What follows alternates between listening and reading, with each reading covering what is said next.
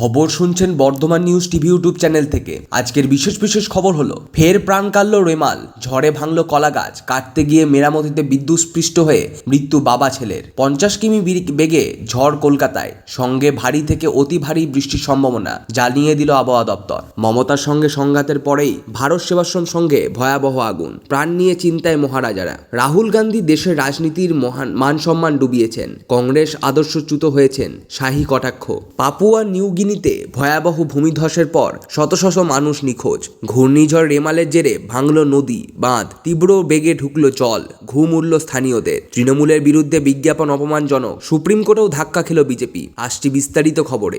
ঘূর্ণিঝড় রেমালের প্রভাবে পশ্চিমবঙ্গে মৃতের সংখ্যা বাড়ল। বর্ধমানের মেমারিতে বিদ্যুৎস্পৃষ্ট হয়ে প্রাণ হারালেন বাবা ছেলে। ঝড়ে ভেঙে পড়া কলা গাছ কাটতে গিয়ে ঘটল মর্মান্তিক দুর্ঘটনা। বাবাকে বাঁচাতে গিয়ে মৃত্যু হয়েছে ছেলের। সোমবার সকালে মেমারি থানার কলার বাগানের কোঙরপাড়ার দুর্ঘটনাটি ঘটে। স্থানীয় সূত্রে খবর, ঝড়ে ভেঙে পড়া কলা গাছটি কাটতে গিয়ে বিদ্যুৎবাহী তারের মৃত ফরের ভাইপো বাপন সিংহ বলেন, রেমালের তাণ্ডবে ভেঙে যাওয়া কলা গাছ কাটতে গিয়ে প্রথমে ফরে বিদ্যুৎবাহী তারের সংস্পর্শে চলে আসেন। বাবাকে বাঁচাতে গিয়ে ছেলে বিদ্যুৎস্পৃষ্ট হন। দুজনকে ওই অবস্থা থেকে উদ্ধার করে স্থানীয়রাই তড়িঘড়ি হাসপাতালে নিয়ে যান। প্রথমে বরশুল প্রাথমিক স্বাস্থ্যকেন্দ্রে নিয়ে যাওয়া হলে সেখান থেকে বর্ধমান মেডিকেল কলেজ হাসপাতালে রেফার করা হয়। তবে রাস্তাতেই তাদের মৃত্যু হয়েছে।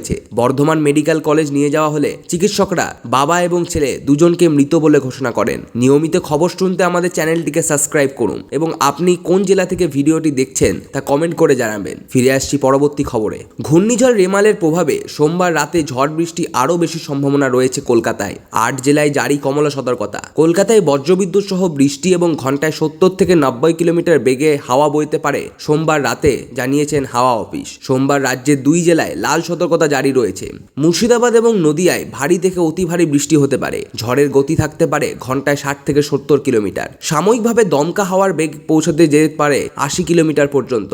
এই 2 জেলায় সোমবার 7 থেকে 20 সেন্টিমিটার বৃষ্টির সম্ভাবনা রয়েছে। হাওয়া অফিস জানিয়েছেন, সোমবার কলকাতা ছাড়াও হাওড়া, হুগলি, উত্তর 24 পরগনা, দক্ষিণ 24 পরগনা, পূর্ব বর্ধমান, পশ্চিম বর্ধমান এবং বীরভূমে ভারী বৃষ্টির সম্ভাবনা রয়েছে। এই জেলাগুলিতে ঝড়ের গতি থাকতে পারে বলে ঘন্টায় 60 কিলোমিটার পর্যন্ত। খবর শুনছেন Bardhaman news TV YouTube channel থেকে। রবিবারের নিরুত্তাপ সকাল, ঘূর্ণিঝড় রেমালের তাণ্ডবের অপেক্ষায় তখন প্রহর গুনছে রাজ্য। তারই মাঝে ঘটে গেল ভয়াবহ দুর্ঘটনা। ছুটির দিনে দাউ দাউ করে আগুন জ্বলে উঠল ভারত সেবাশ্রম সংঘের স্কুলে। আশ্রমের স্কুল ঘরে কিভাবে আগুন লাগলো তা বুঝে ওঠার আগেই নিমেষে পুড়ে খাঁক একাধিক স্কুল ঘর। রবিবার সকাল 9:30 নাগাদ ঘটনাটি ঘটে। উত্তর দিনাজপুরের ডালখোলা অগ্রসেন কলেজ মোড়ের ভারত সেবাশ্রমের 3 চালা সারি সারি ক্লাস ঘরে দাউ দাউ করে আগুন জ্বালাতে দেখেন স্থানীয় বাসিন্দারা। জনবসতিপূর্ণ এলাকায় অন্তত 6টি ক্লাস ঘরে হঠাৎ আগুন দেখে আতঙ্কিত স্থানীয় বাসিন্দারা। আগুন আয়ত্তে আনতে রীতিমতো ছোটাছুটি শুরু করে দেন তারা। ভারত সেবাশ্রম সংঘের স্কুল ক্যাম্পাসে আচমকা অগ্নিকাণ্ডের ঘটনায় তীব্র রহস্য দানা বেঁধেছে। কেন আগুন লাগলো, কিভাবেই বা আগুন লাগলো, আদেও আগুন লাগলো নাকি লাগিয়ে দেওয়া হলো, একাধিক প্রশ্ন এখন ঘুরপাক খাচ্ছে স্থানীয় বাসিন্দাদের মনে। উল্লেখ্য, দিন কয়েক আগেই ভারত সেবাশ্রম সংঘের সংঘাত বেঁধেছিল মমতা বন্দ্যোপাধ্যায়ের। হুগলির গোঘাটের লোকসভা নির্বাচনের প্রচারে গিয়ে নাম করে ভারত সেবাশ্রম সংঘের এক মহারাজ ও আসানসোলের রামকৃষ্ণ মিশনকে আক্রমণ করেন মমতা বন্দ্যোপাধ্যায়। তৃণমূল কংগ্রেস সুপ্রিমের দাবি ছিল, রামকৃষ্ণ মিশন ও ভারত সেবাশ্রম সংঘের মহারাজদের একাংশ সরাসরি রাজনীতি করছেন। এরপরেই রাজ্য রাজনীতিতে বিতর্ক ছড়িয়ে পড়ে। এর পাল্টা জবাব দেয় দুই সংগঠনই। তার রোষে কি পড়তে হলো ভারত সেবাশ্রমকে, প্রশ্ন উঠেছে। দিন কয়েক আগে সেবক রোডের ভারত সেবাশ্রমের ভবন দখল নিয়ে দুষ্কৃতী হামলার ঘটনাও কেউ ভুলে যাননি। তারপরই এই অগ্নিকাণ্ডের ঘটনা কোন যোগসূত্র রয়েছে কিনা তা খতিয়ে দেখার দাবি করছেন স্থানীয়রা। এই ঘটনায় রীতিমতো আতঙ্কিত ভারত সেবাশ্রম সংঘের ডালখোলা শাখার প্রধান স্বামীজি বিরাত্তানন্দ মহারাজ বলেন, মারাত্মক ঘটনা। কারা আশ্রমের স্কুলের ঘরগুলিতে আগুন ধরিয়ে দিল এখনো বুঝতে পারছি না। তবে পুলিশ ভালোভাবে তদন্ত করলেই আগুন ধরানোর নেপথ্য চক্রান্তকারীদের গ্রেপ্তার করা সম্ভব হবে। এদিন ক্ষুব্ধ স্থানীয় বাসিন্দাদের অভিযোগ, আশ্রমের শিক্ষাকেন্দ্রে আগুন লাগার অনেক পরে দমকলের একটি ইঞ্জিন পৌঁছায়। সময়মতো ঘটনাস্থলে পৌঁছালে শিক্ষাকেন্দ্রের ক্লাসগুলো আগুনের গ্রাস থেকে রক্ষা করা সম্ভব হতো। ষষ্ঠ দফার শেষে এবং শেষ দফার আগে রাহুল গান্ধীকে ফের নিশানা কেন্দ্রীয় স্বরাষ্ট্রমন্ত্রী অমিত শাহের। কংগ্রেসের প্রাক্তন সভাপতিকে দেশের রাজনৈতিক মান তলানিতে নিয়ে যাওয়ার কাঠগড়ায় দাঁড় করালেন শাহ। তার মতে, রাহুল গান্ধী মোদীর রাজনীতিতে আগমনের পর থেকেই কংগ্রেসের আচরণের পরিবর্তন এসেছে। কংগ্রেসী রাজনীতির মান নেমে গিয়েছে। শুধু তাই নয়, কংগ্রেসের সঙ্গে জোট গড়া দলগুলির মধ্যেও সেই প্রভাব প্রতিফলিত হয়েছে। কংগ্রেসের মধ্যে এখন আর আগের সেই নীতি আদর্শের অস্তিত্ব নেই। ইন্ডিয়া এক্সপ্রেসকে দেওয়া এক সাক্ষাৎকারে শাহ বলেন, শাহী বিরোধী দলের দেশের গণতন্ত্রের পক্ষে মঙ্গলজনক, কিন্তু মানুষই এই সিদ্ধান্ত নিতে পারেন।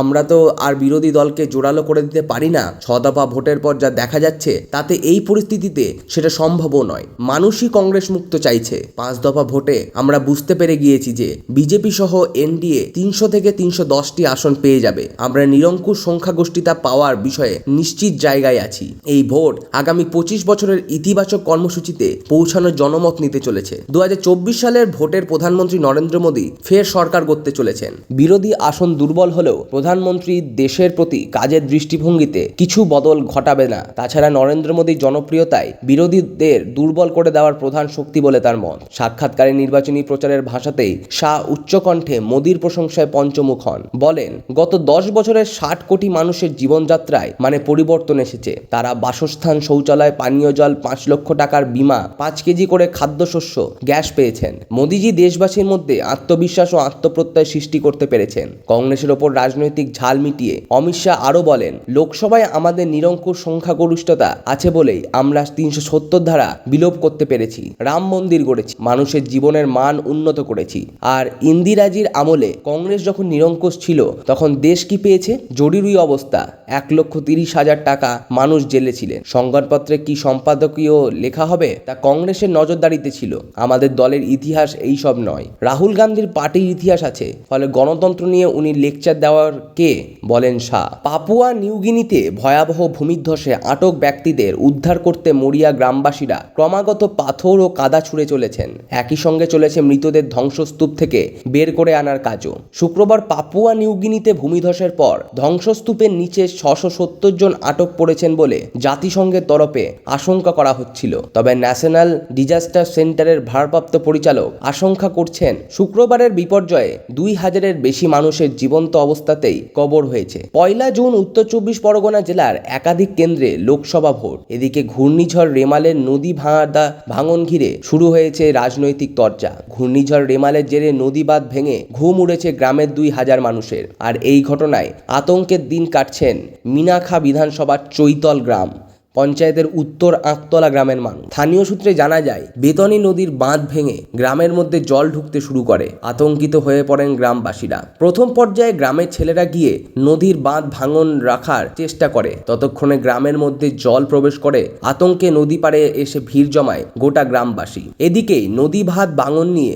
বিজেপির পক্ষ থেকে অভিযোগ করা হয় মিনাখা সন্দেশখালী বিস্তীর্ণ এলাকায়, আর সেই বাঁধ কেটে দিয়ে মানুষজনকে তাদের দিকে নিয়ে যাওয়ার চেষ্টা করছে তৃণমূল। ঘটনাস্থলে গিয়ে দেখা যায় জেনারেটর চালিয়ে লাইট জ্বালানো হয়েছে। শাল বল্লা নিয়ে স্থানীয় গ্রাম পঞ্চায়েতের সদস্যের উপস্থিতিতে ইরিগেশন দপ্তরের পক্ষ থেকে নদীর বাঁধ মেরামত শুরু হয়েছে। পঞ্চায়েত সদস্য শ্রী শিবা মণ্ডল জানিয়েছেন, এর সঙ্গে কোনো রাজনীতি নেই। নদীর বাঁধ ভেঙে যাওয়ার সাথে সাথে ইরিগেশন দপ্তরকে খবর দিয়ে শাল বল্লা নিয়ে এসে নদীর বাঁধ মেরামত কাজ শুরু হয়েছে। সংবাদপত্র এবং টিভি মাধ্যমে বিজেপির দেওয়া বিজ্ঞাপন নিয়ে প্রশ্ন তুলে কলকাতা হাইকোর্টের দ্বারস্থ হয়েছিল তৃণমূল। আদালত বিজেপির বিরুদ্ধে রায় দিয়েছিল। সিঙ্গেল এবং ডিভিশন বেঞ্চ কোনোটিতেই সুবিধা পায়নি গেরুয়া শিবির। এরপরই তারা সুপ্রিম কোর্টের দ্বারস্থ হয়। দেশের শীর্ষ আদালতেও ধাক্কা খেল বিজেপি। সুপ্রিম কোর্ট এই মামলায় জানিয়েছে, কলকাতা হাইকোর্ট যে নির্দেশ দিয়েছে তাতে তারা কোনোভাবেই হস্তক্ষেপ করবে না। একই সঙ্গে তৃণমূল কংগ্রেসের বিরুদ্ধে যে বিজ্ঞাপন দিয়েছিল বিজেপি তা প্রাথমিকভাবে অপমানজনক বলে মনে করছে শীর্ষ আদালত। বিচারপতি JK মাহেশ্বরী এবং বিচারপতি KV বিশ্বনাথের অবসরকালীন বেঞ্চের পর্যবেক্ষণ এমনই। কলকাতা হাইকোর্ট জানিয়েছিল, পরবর্তী নির্দেশ না দেওয়া পর্যন্ত তৃণমূলের বিরুদ্ধে এই রকম কোনো বিজ্ঞাপন আর প্রকাশ করতে পারবে না বিজেপি। সেই রায়ের বহাল রেখেছে সুপ্রিম কোর্ট। 2 বিচারপতি এই রায় দিয়ে বলেছেন, বিজ্ঞাপনগুলি দেখা হয়েছে এবং তা দেখে বলাই যায় সেগুলি অপমানজনক। তাই যে নিষেধাজ্ঞা দেওয়া হয়েছে তা বহাল রাখা হচ্ছে। বিজেপির এই বিজ্ঞাপন সংক্রান্ত মামলায় কলকাতা হাইকোর্টের সিঙ্গেল বেঞ্চ নির্বাচন কমিশনেরও সমালোচনা করেছিল। বিচারপতি সব্যসাচী ভট্টাচার্য পর্যবেক্ষণ ছিল, কমিশন চাইলে আগেই এ ব্যাপারে হস্তক্ষেপ করতে পারত। তবে বিজেপির দাবি ছিল, বিজ্ঞাপন কাণ্ডে দলের রাজ্য সভাপতি সুকান্ত মজুমদারকে শোকজ করেছিল কমিশন। তা আদর্শ আচরণবিধি থাকাকালীন কিভাবে আদালত কমিশনের কাছে হস্তক্ষেপ করতে পারে সেই প্রশ্ন তুলেছিল বিজেপি। যদিও সিঙ্গেল বেঞ্চের পর হাইকোর্টের ডিভিশন বেঞ্চে গিয়েও তারা ধাক্কা খায়। খবর আজকের মতো এই পর্যন্তই।